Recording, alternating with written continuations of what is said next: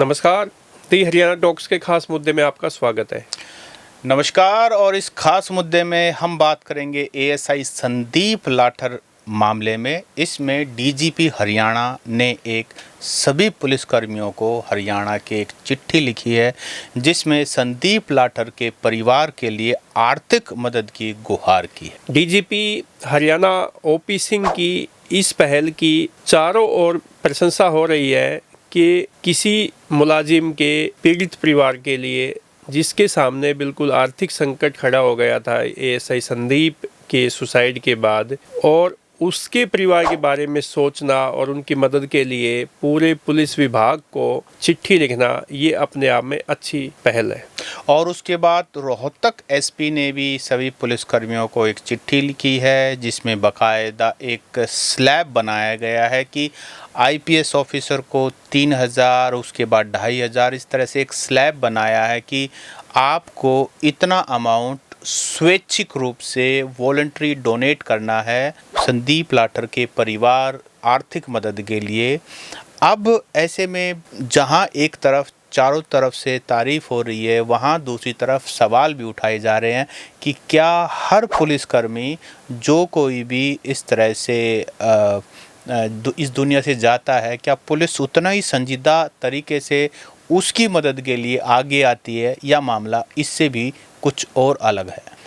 जी sir, ये जो Sandeep ASI ने सुसाइड किया, हम लगातार देख रहे हैं, पब्लिक भी देख रही है, सब लोग देख रहे हैं कि हरियाणा सरकार, खासकर पुलिस विभाग, इस मामले को बहुत ही गंभीरता से ले रहा है, बहुत ही संवेदनशीलता के साथ ले रहा है। देखो, ये अच्छी बात है, किसी भी पुलिस के मुलाजिम के लिए उसको मान सम्मान मिलना चाहिए। अगर बाई चांस जैसे ये घटना हुई है, ये घटना होती है, तो उसके परिवार को सहायता भी मिलनी चाहिए। लेकिन जो आपने अभी सवाल उठाया, या पब्लिक के जो सवाल लगातार उठाए जा रहे हैं, जिसका जिक्र आपने किया कि भाई क्या सभी पुलिस के मुलाजिमों को ऐसा मिलता है, तो यहाँ पे सवाल उठना लाजमी भी है सत सिंह जी। और इसके पीछे की कहानी क्या है, ये भी पुलिस विभाग भली भांति जानता है, क्योंकि बहुत ही मामला संवेदनशील था।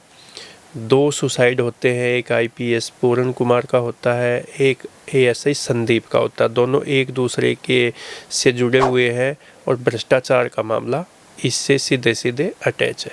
देखिए, आईपीएस वाई पूरन कुमार जो रोहतक रेंज के आईजीबी रहे, उनका मामला जो है, उन्होंने आरोप लगाए और उन्होंने हरियाणा पुलिस के, हरियाणा आईएएस लॉबी के उन ताकतवर लोगों पर आरोप लगाए, जिसमें उन्होंने करप्शन का आरोप लगाया, हैरेसमेंट का आरोप लगाया और एडमिनिस्ट्रेटिव प्रेशर का आरोप लगाया। ये 3 बड़े बड़े आरोप लगाए, तो वो तो किसी के फेवरेट नहीं होने वाले।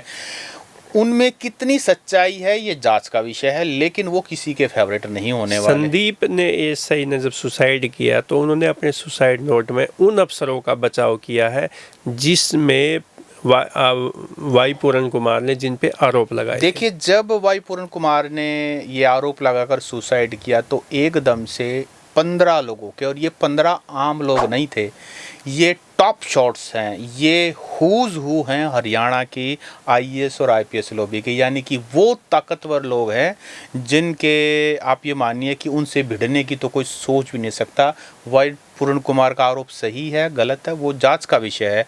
तो सरकार अभी उस समय ज़बरदस्त प्रेशर में थी। 7 तारीख को वाई पूरन कुमार सुसाइड करते हैं, 14 तारीख को एएसआई संदीप लाठर सुसाइड करते हैं। संदीप लाठर के सुसाइड करने के बाद, जिसमें उन्होंने डीजीपी कपूर और रोहतक उस समय के एसपी नरेंद्र बिजारनिया को क्लीन चिट दी, उनको ईमानदार कहा और उनको ये कहा कि वाई पूरन कुमार करप्ट था, ना कि ये 2 लोग। लेकिन इसी बीच काफ़ी कुछ घटनाक्रम होता है। एसआईटी चंडीगढ़ की यहाँ आती है, जिसमें संदीप लाठर से भी बातचीत करती है। क्या बातचीत हुई हमें नहीं पता, लेकिन ज़बरदस्त सरकार भी प्रेशर में थी, पब्लिक का प्रेशर भी था, दलित भी महापंचायत कर रहे थे। लेकिन एएसआई संदीप लाठर के सुसाइड के बाद एकदम से वो प्रेशर भी रिलीज़ हो गया, और दूसरी तरफ जो हुआ वो बहुत गलत हुआ। बहुत अनफॉर्चुनेट हुआ। संदीप लाठर को अगर लड़ना था सिस्टम से, वाई पूर्ण कुमार तो जा ही चुके थे, तो वो जिंदा रह करके अपनी लड़ाई लड़ते। लेकिन उसके बाद एकदम से जिस तरह से हाथों हाथ उनको लिया गया, उसके बाद सारी बीजेपी इकट्ठी हो गई, विपक्ष भी इकट्ठा हो गया। और जिस दिन, ये सुनने वाली बात है, जिस दिन पोस्टमार्टम था उस दिन केंद्रीय मंत्री, पूर्व मुख्यमंत्री मनोहर लाल खट्टर पीजीआई मोर्चुरी के बाहर आकर बैठ के, एक तरह से पीजीआई आके डायरेक्टर ऑफिस में आकर बैठ गए, जब वहाँ मोर्चुरी में पोस्टमार्टम हो रहा था। हमें नहीं पता कि उनका, क्योंकि अगर किसी को दुख जताने आप जाते हैं तो उनके घर जाते हैं आप, वहाँ जहाँ पोस्टमार्टम हो रहा है इतना बड़ा ताकतवर व्यक्ति आके बैठता है, ये क्या संदेश देना चाहते हैं? ये सवाल हैं इसके ऊपर। आज ही मेरे एक बहुत ही सीनियर पत्रकार जो आजकल गुड़गांव में रहते, पवन बंसल, उनसे भी बातचीत हुई थी। उन्होंने भी इस एंगल पर गया कि भाई वहाँ केंद्रीय मंत्री मनोहर लाल खट्टर का आने का क्या मतलब था, क्या मैसेज देना चाहते थे, ये भी अपने आप में सवाल है। खैर, फाइनली डीजीपी हरियाणा ने अपने एक कर्मी का देहांत हो गया, बड़ी अनफॉर्चुनेट तरीके से हुआ। वो एक हेल्प मांग रहे हैं। मैं ये कहता हूँ कि उनके परिवार, संदीप लाठर के परिवार को ज़रूरत भी है। संदीप लाठर जिनसे भी बात की, उनके बारे में जो भी कानों में पड़ा वो अच्छा ही पड़ा कि भाई बहुत ही संघर्षशील था, बहुत ही मेहनती था, बहुत ही मिलनसार था, अपने काम के प्रति बड़ा निष्ठावान था। तो मुझे लगता है हरियाणा पुलिस के लिए ऐसे ही तो जो एम्प्लॉइज़ हैं वो एसेट्स हैं। पुलिस महकमे में सत सिंह जी, एक भी बंदा मुझे ऐसा नहीं मिला जिसने एएसआई संदीप के कार्यशैली की प्रशंसा ना की हो, उनकी ईमानदारी के बारे में बातचीत ना की हो, उनके काम के प्रति कर्तव्य निष्ठा के बारे में बात ना की हो। हर बंदा जो पुलिस महकमे का है, जो उनसे कभी भी मिला या उनके साथ काम किया, वो सब लोग ये कहते हैं कि बहुत ही अच्छा इंसान था, बहुत ही अपने काम के प्रति बहुत समर्पित था। लेकिन सुसाइड क्यों किया? हाँ, सुसाइड, क्योंकि संदीप लाठर का कोई इंसान, देखिए सत सिंह जी, दो चीज़ होती है। कभी भी इंसान जो अपनी जान देता है ना, वो अगर वो ईमानदार है, अपने काम के प्रति समर्पित है, तो वो ऐसा कदम कभी नहीं उठाएगा। पहली बात, ऐसा कदम कब उठाता है? जब या तो उनकी जो छवि है उस पर कोई सवाल उठने शुरू हो जाए, या किसी बात का डर हो। दो चीज़ होती है। आप भावनाओं में बह सकते हैं, भावनाओं में बह के भी कई बार ऐसे कदम उठा लिए जाते हैं, लेकिन जब जैसा संदीप एएसआई के बारे में बताते हैं सब लोग कि नीडर भी था, ईमानदार भी था, काम के प्रति समर्पित था, फिर वो इतना कमज़ोर कैसे हुआ कि उन्होंने भावनाओं में बह के सुसाइड कर लिया? उन्होंने अपने परिवार के बारे में नहीं सोचा। उसकी 2 बेटियां हैं, एक बेटा है, पत्नी है, 5 बहनों का भाई था वो। उन बहनों में से कईयों की तो शादी भी नहीं हुई बताते हैं। और इसके अलावा आगे जाके भात भरने थे। देखो, ये हमारे हरियाणा का जो कल्चर है, भाई के बगैर है ना, बहन का एक ऐसा हाथ कट जाता है, एक ऐसा साया जो होता है भाई का, वो ऐसा होता है कि बगैर भाई के ना बहन अधूरी सी रहती है। क्योंकि बहुत सारी रस्में ऐसी होती है जो भाई के साथ या भाई ही निभाते हैं। तो इन सब चीज़ों के बारे में सोचा तो होगा संदीप ने ये कदम उठाने से पहले।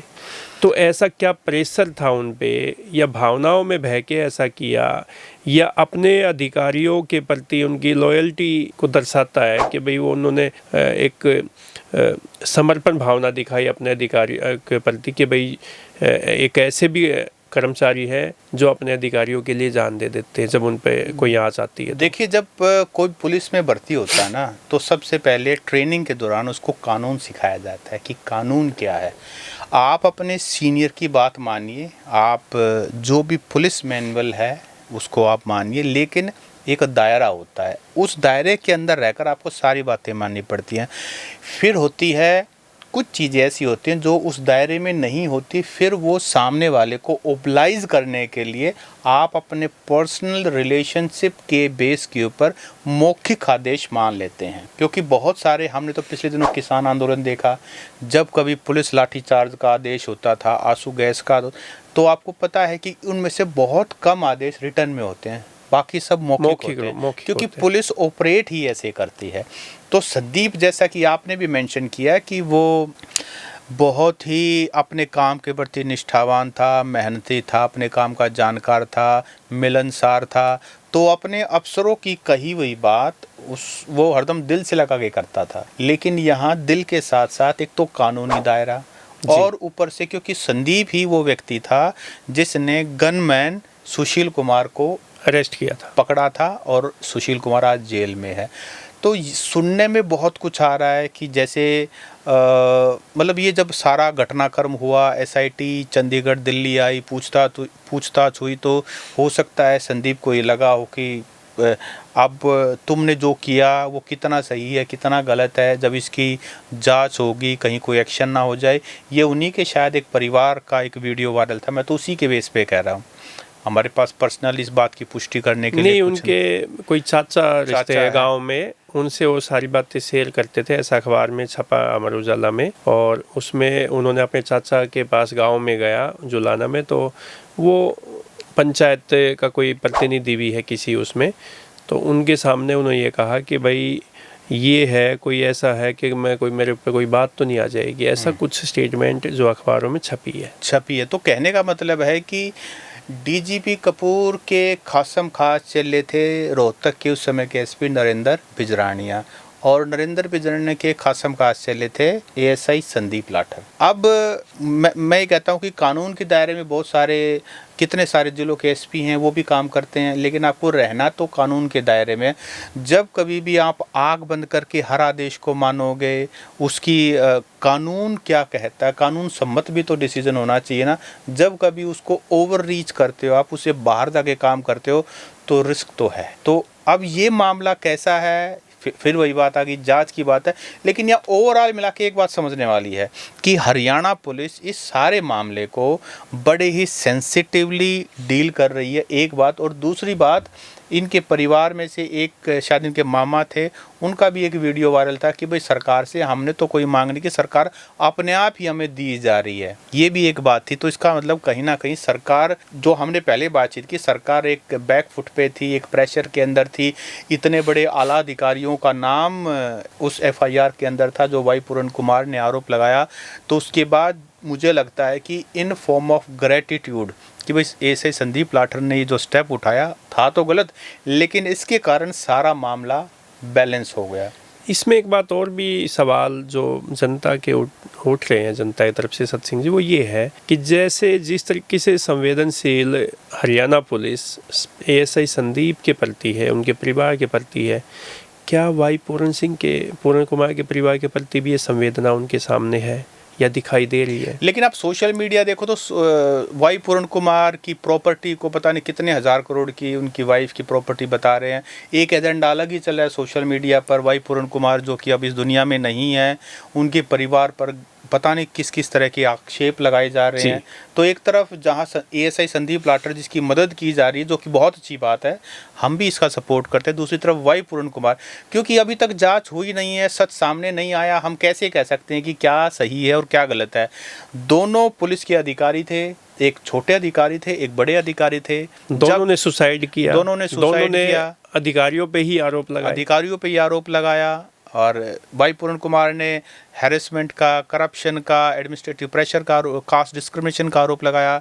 इन्होंने वाई पूरन कुमार को करप्ट बताया और डीजीपी कपूर को, नरेंद्र बिजरानिया को इनोसेंट बताया। तो हालांकि इसमें एक अपडेट ये है कि वाई पूरन कुमार की जो पत्नी है आईएएस अमनीत कौर, आज केंद्रीय मंत्री मनोहर लाल जी जो है उनके घर पहुंचे हैं, चंडीगढ़ में निवास पर पहुंचे, परिवार से मिले हैं, उनके प्रति संवेदना प्रकट की है और उनको जांच का पूरा भरोसा भी दिया है कि भाई इस मामले में जो भी जांच होगी वो निष्पक्ष होगी और पूरी तरीके से परिवार को न्याय मिलेगा। चलिए, हम भी चाहते हैं कि हरियाणा पुलिस और चंडीगढ़ पुलिस दो एसआईटी बन चुकी हैं, तो अब वो न्याय करेंगी या फिर एक और तीसरा हाई कोर्ट मॉनिटर्ड कोई जुडिशियल इन सभी एफआईआर को इकट्ठा करके एक संयुक्त जांच चलाएगी। बहुत कुछ होना है, लेकिन अभी न्याय तो तब होगा जब पहले जांच होगी, और जांच में लगता है समय।